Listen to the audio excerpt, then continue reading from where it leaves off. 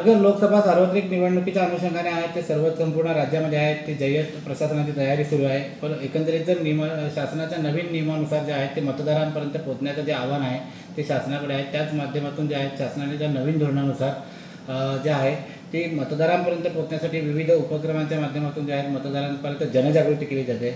आपल्यासोबत पालघर जिल्ह्यातील स्वीप विभागाच्या प्रमुख तथा उपजिल्हाधिकारी विजया जाधव मॅडम आहेत। एकंदरीत मॅडम काय सांगाल की कशा पद्धतीने तयारी सुरू झालेली आहे? आगामी पालघर लोकसभा निवडणुकीकरिता 20 मे 2024 रोजी मतदान होणार आहे। आपल्या सर्वांना माहितीच आहे।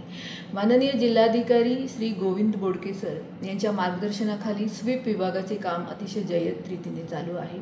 स्वीप म्हणजे systematic voter education and electoral participation.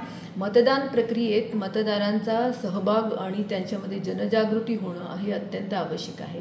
याच अंतर्गत as a SVEEP nodal officer म्हणून मी विविध प्रकारचे उपक्रम घेतलेले आहेत। मागील 4 ते 5 महिन्यापासून निवडणूक साक्षरता मंडळ हा एक उपक्रम या जिल्ह्यामध्ये राबवण्यात येत आहे। आम्ही शिक्षक संस्थेचे श्री सिसिल सेजोळे सर जे आहेत यांच्या संस्थेच्या मार्फत महाविद्यालयातील एकूण 51 महाविद्यालयांमध्ये निवडणूक साक्षरता मंडळ स्थापन केलं आहे। त्यायोगे नवीन मतदारांमध्ये मतदानाची मतदान करण्याची जी आवश्यकता आहे त्याच्यावर भर देण्यात येते आहे आणि त्यांना प्रबोधन त्यांचं केलं जात आहे। याच सोबत राज्यामध्ये प्रथमतः 630 अशा प्राथमिक आणि माध्यमिक शाळांमध्ये देखील निवडणूक साक्षरता मंडळाची स्थापना करण्यात आलेली आहे। याच उपक्रमांतर्गत मागील मार्च महिन्यामध्ये मानवी रांगोळीचे आयोजन देखील सतो विद्यालयाच्या प्रांगणात करण्यात आलेले होते। त्या विद्यालयाच्या 700 विद्यार्थ्यांनी भारताच्या प्रतिमेचे रांगोळीच्या साहाय्याने रेखाटन केलेले होते आणि अतिशय सुरेख अशा पद्धतीचं ते रेखाटन होतं। त्याचसोबत 12 ते 13 महाविद्यालयातील जे नवमतदार आपले तरुण आहेत तर यांनी देखील यात सहभाग नोंदवला। त्यांना मतदानाची शपथ देण्यात आली। अंदाजे 2 ते 2.5 हजार नवमतदारांचा यामध्ये सहभाग होता।